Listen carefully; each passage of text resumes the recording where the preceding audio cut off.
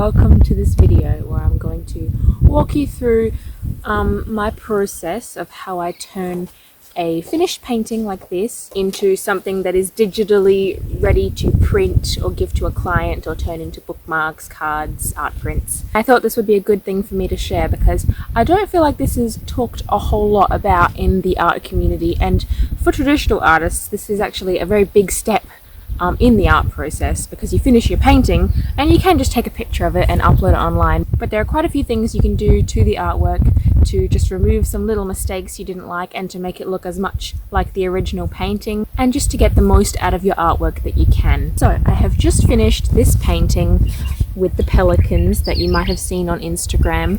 It is called Low Tide, and it is about the lows in life, low energy, and just learning to take the rests when you need it, so that you can come back to your art projects, your relationships, your life activities rejuvenated and well rested and ready to give all your energy to these things. And if you go watch my last video where I went to the seaside for a couple of days, you'll see kind of where this came from and the idea of the pelicans and just the highs and lows of life, like the tide and the moon and the phases that we should be imitating in nature, as we are also meant to work really hard and then rest and be fully involved and then maybe withdraw sometimes. So that is what this painting is about, and now I'm going to bring you with me as I scan this and get it all edited and ready for prints until the very end, where I'll actually bring you along making prints. First thing to do is to scan the painting. Best to have it lying as flat as possible. So you could press this overnight to see how it's a bit bendy, but I'm a little impatient, so I just kind of bend it into shape here and there and just try and get it as flat as I can. That's pretty good. I'm just going to scan it now. Now my printer happens to have a scanner attachment on top, but if you don't have that, what I did for a long time was just to photograph it with a nice camera. And my best tip for photographing your art is to take photos outside on an overcast day. Brighter the better, but no direct sunlight. So when it's cloudy outside, that's where you should take your pictures. Whenever I'm taking photos of originals or other products from my shop or anything from my sketchbook, that's when I do it. So I'm going to use my scanner because that's what I usually do, but it'll be pretty much the same if you take a nice good photo outside. I like to put it on my hard drive, so I just plug this in. Or some kind of USB, and then make sure there's nothing on the scanny part. Put my artwork down, and I like to put a couple of these thick pieces of cardboard on top as well, just to press it down as flat as possible, because anything that's not pressed flat against the scanner will look a little bit blurrier, so I want it all to be very crisp. And I like to scan it then to my memory device as a JPEG at 600 dpi. If this is good or if it even is useful, but I like to hold it down nice and firmly the whole time it scans, just so that I know it's fully pressed against. And then I'll take this to the computer and see if it's a good scan. So with my hard drive in, I'll get the picture up, and I like to zoom in just all around and make sure that it's really crisp and high quality, and just check for any fuzzy areas. And this looks all pretty good, so that's a good scan done. Now I'll send this across to my iPad, which is where I edit it.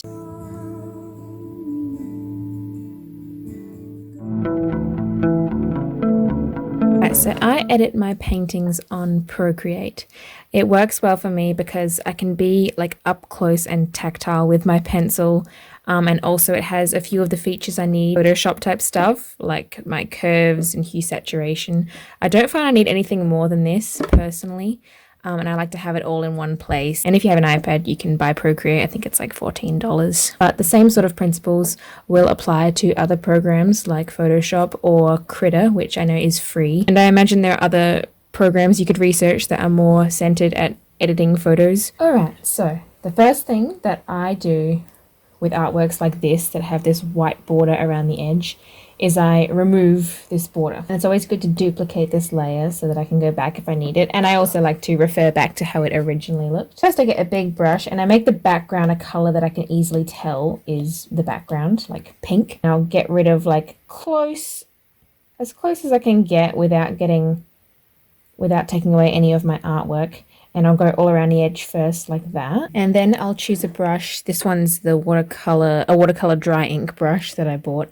But just something that is reasonably, you see how it's a little bit textured. And then I'll go along like this and just remove as much of the white as I can with still keeping those natural edges. Now, this is not the most important step, but the reason I like to remove the background, firstly, sometimes I have little parts on the edge of my painting like this where I've got smudges and stuff. This one was actually really bad. I don't know why. This border smudge line is where I had my masking fluid, and when I rubbed it off this time, it stuck really badly. And the other reason I like to fully remove the background is a lot of printers, when you print A5, there's no borderless option, so you have to have a border.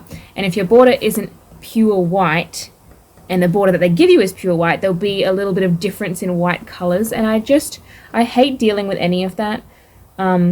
So I just remove the border altogether so that I can make it as big or as small as I want, and I can give it a border or no border, and then the background around it is pure white, and I don't have to worry about that. This is the same way that I'll remove backgrounds when I'm getting a little artwork or character ready to make stickers. I think there might be some fancy like lasso tools to get rid of white backgrounds. This is just what works for me, and this is all I know how to do right now. So that's all removed. We can change our background to white. It looks just like the edge of the painting because there's no actual background there. We can move it wherever we want, and we don't have any edge clashing colors. And you see my little title down the bottom was gone.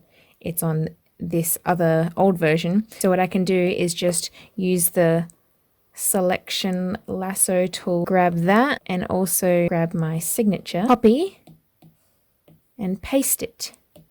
Now we have that on its own layer. Here it is with our good work that we're working on. Now you'll see the edges aren't pure white. What I can do is go to curves and get this top bar, and that's the lights. And I'm going to make the lights lighter by dragging it this way. Then I can just get my eraser, go around like this to get rid of those last little spots. And so I like to keep this title and my signature there for when I post this online, like on my Instagram or for Etsy listings. But I can also remove this for making my prints because I'll put those there. I'll hand sign them every time I make a print. Right, now we come to the editing portion where we're actually going to edit the artwork itself. Now there are basically just two categories that I will focus on for my editing. The colors, which is the curves and the saturations, how dark and light it is, how saturated, the tonal levels, and then the cloning tool is the second thing, and maybe a little bit of image manipulation, which is basically just fixing up little mistakes, cleaning up areas, maybe clean up some little marks on the face or somewhere important. I don't like to call my art finished and make prints and send them all across the world when there are little problem areas or little mistakes that I could have easily just tweaked to make the prints and the painting as good as they can be. And it also gives me a little more freedom when I'm painting to not worry too much about a part where I made my ink line too thick or a couple spots that fell on the painting that weren't meant to be there. And if I do ever sell these original artworks, I am very conscious of showing the actual original painting with no editing or little mistakes removed. I put my original artwork here next to me. And you can see they're quite different, right? Although keep in mind that you're seeing this a little different than real life, even though they do look different. This one doesn't look quite as washed out as it does on camera, and this one's not quite as saturated. Generally, I'm trying to match this a bit more to my original artwork because although the artwork always scans very crisply, and there's no lack of detail there, it doesn't really do justice to the original artwork. The blacks are a bit too black, and this doesn't show up nicely when I print it out. Overall, generally, it's just a bit too contrasted, and the saturation is a little off. So I'll start with the color editing. So I start with the curves tool. Now, if you haven't seen this before, this is our darkest dark, and this is our lightest light, and our other tones are somewhere in between here along this line. So if I want to make the lightest parts of my painting lighter, I'll get this top bar and drag it this way, really light, or back to where it was, or I can make the lights darker. So now the lightest parts of my painting are going to be really dark. And I can do the same with the blacks. So if I want to make the blacks blacker, I can go this way. And if I want to make them lighter, I'm going to go here. So they are too dark right now. So I usually start by bringing them up, not too much. I can always you know, go back and change a bit later. But then with the white, I want to bring it across this way so the whole thing is a little bit brighter. But I'll show you here, you can overexpose it pretty quickly. So I'll find the point where I start to lose some of my details, and then I'll dial it back till all my details are back. You can see that different parts of here will affect different tonal values. So if I want to get this kind of one, it's probably around here. And you see that now this is affecting this light tone. So if I want to make that a bit darker, and then I can get right here, this darker tone down here. You see how it's affecting these rocks more than up there. And I can make them even darker if I want. And at any point, you can just tap on this and delete that point on the graph. So I'm just going to play around for a sec and see what I like. Also on the curves, we've got different colors and how we can affect them. So you can look into this in more detail, but I'll just give you a little example. If we want to add more blue to our lightest colors, we drag it this way. There's a little indication here that we're giving it more blue. And then if we want to add it more to the dark areas, we'll do the same, but down here. If we do it the other way, we're taking away some of the blue. So a way I might use this quite often is to make some of my lightest colors not quite so blue, give them a little bit of warmth, because I think that has a bit of a vintage feel to it. So I just bring it down just a touch like that. And I can do this with other colors too. So if I want the whole thing to be a little more green, then I might come down here and pull that up just a tiny bit like that. And if I wanted to bring a little more blue into the shadows, I can just bring that up just a touch. And then just another couple tools I use are the hue saturation. See a lot more colorful this way, and it can drop a bit here. And I'll usually just do minor little changes with that. And then also color balance. This is very similar to using the colors on the curve adjustment. So shadows, midtones, and highlights. And then you can choose which color you want more of. So it's probably a bit more easy visually to understand than curves if you're not used to using that. So for example, in the highlights and all these whitish areas, I can make them more blue by dragging this way. Or I can make them more yellow by dragging them that way. And that's really all I use to get my basic colors looking good. But I will do a lot of tweaking. The whole painting needs a little more of what I was going for when I painted it. So I think I need to brighten it up a little bit. But I do want to keep an eye on my image and make sure I'm not losing any details. So for example, one way you can mess up is if I make these darks quite light, and then if I make these lighter areas darker, you can see that it just kind of throws it off when an area that's supposed to be lighter is going darker and an area that's supposed to be darker is going lighter. So be careful to just do little minor adjustments, and you can just always duplicate your layer and then see if you like the adjustment more or less. All right, well, we're looking a bit better for a start. I assure you these look a little more similar and better in real life than they do on the camera. So I'm going to move on to the cloning tool, but I will be back with my colors because it's not quite perfect. And I'll just show you how that works if you don't know. Got a little circle here that I can put on the color that I want to copy, and then I'll get the brush that I want to use, and then I can make the size as big or as small as I want. And wherever that is over the color, that's what I'm going to copy to wherever I'm going to draw it. So you see there, I can add a whole new pelican here like that. And I'm not going to do anything this large and wild with this, but more like minor adjustments. So for example, if I didn't like where that spot was, I could take it away like this, just grab the surrounding colors and just blend it in. Or if I liked the spot, but I wanted it in a different area, I can go over the spot and put it here, and then I can get rid of it there. I'll show you how I would remove some areas that I don't like. So while I'm painting, I might have in mind some areas that I didn't like. But this black line over this rock I didn't like because I'd accidentally made it too dark where the water is supposed to be lighter and more washed out. So I might come in here and grab the color just next to it and just go over some of that black. Here you see how these lines kind of come a little too close together and I lose some of that lighter color. So I might just get a bit of that lighter color and bring it down here.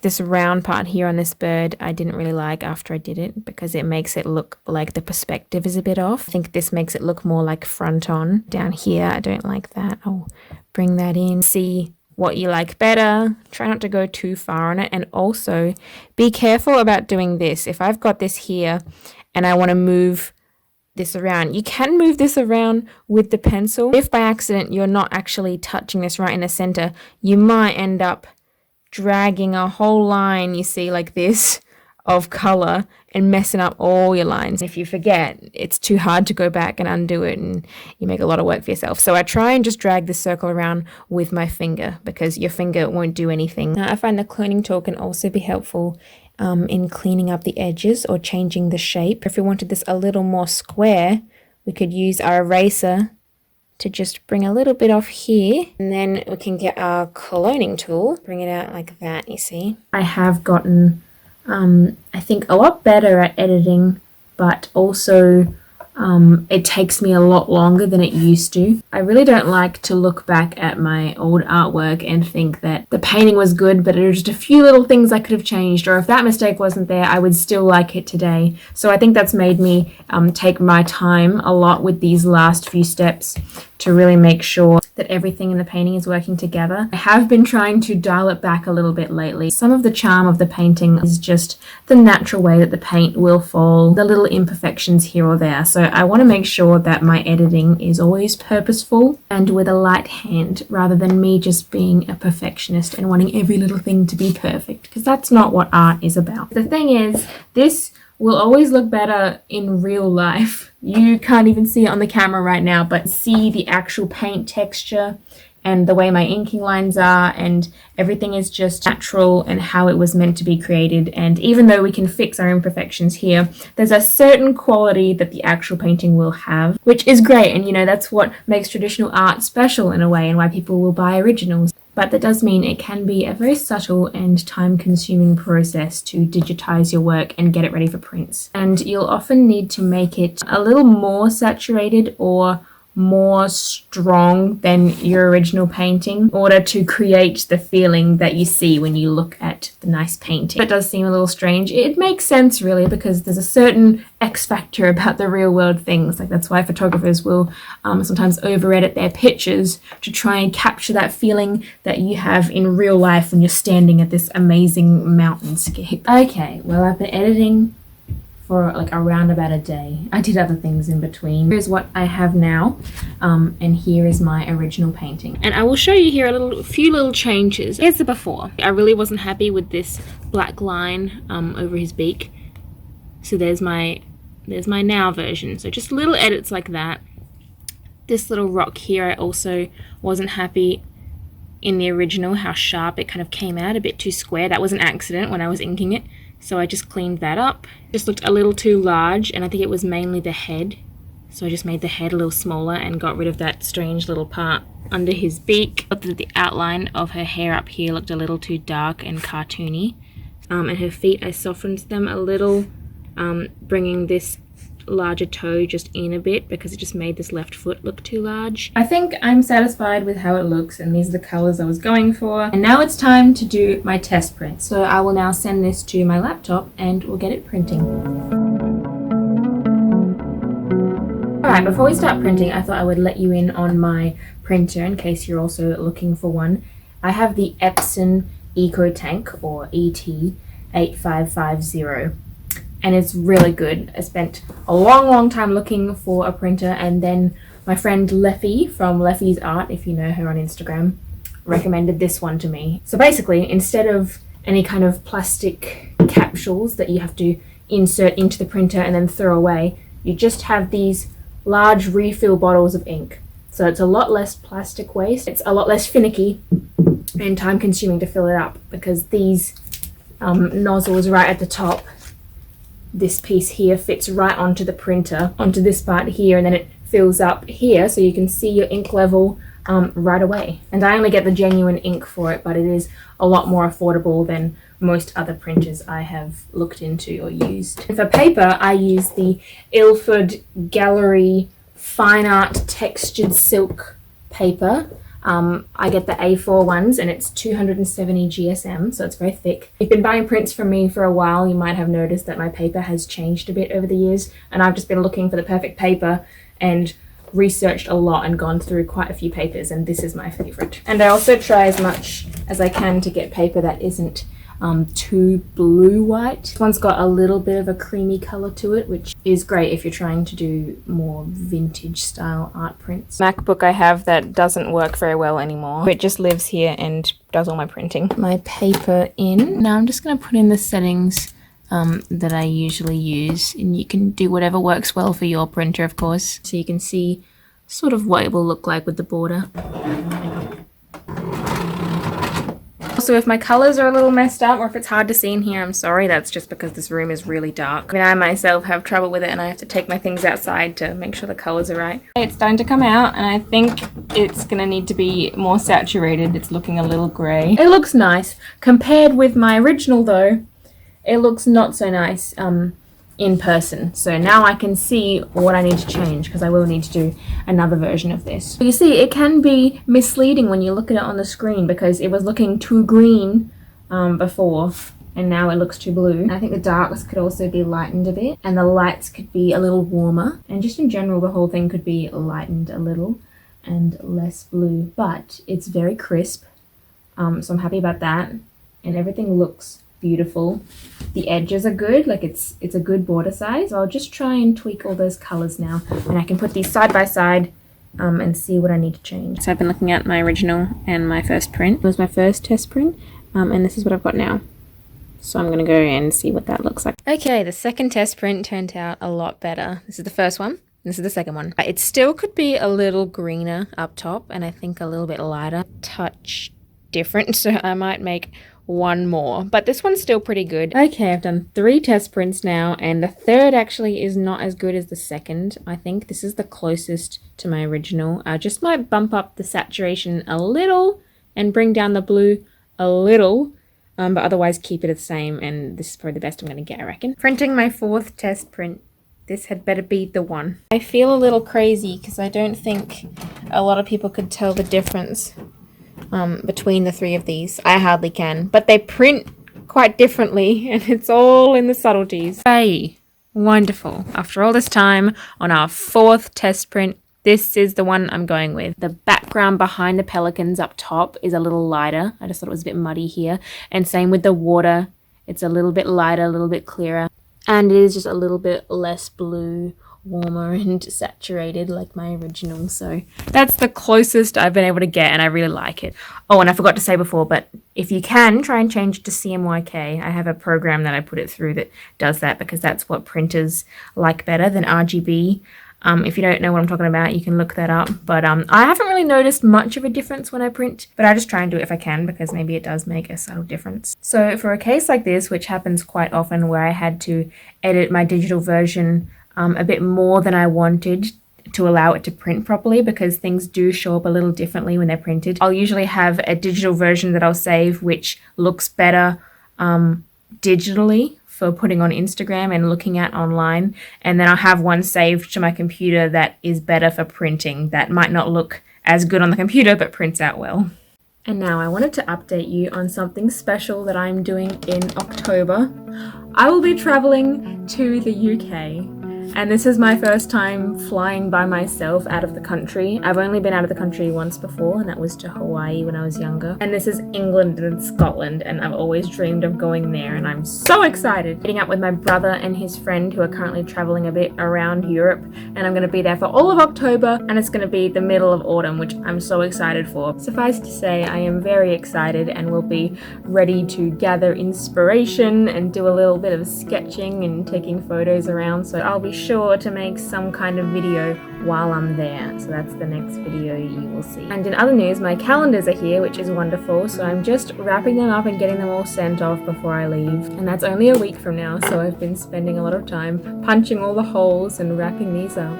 Thanks so much to everyone who ordered a 2025 calendar. I'm really proud of these ones this year. I think I've outdone last year's calendar. I went for more of an old-fashioned swirly decorative design, and I've got all these little ink drawings I did right at the bottom to match in with the months. And I'll be closing up my shop in a couple of days, so if you want to grab anything before I'm back in November, do that now. I hope that this video was either interesting or helpful to you, seeing how I turn my traditional paintings into the digital versions that you see. Prints of my new painting, Low Tide, are now up in the Etsy shop. You have a couple more days to grab one of them before I leave. Thanks so much for watching this video, and I will talk to you very soon. Goodbye.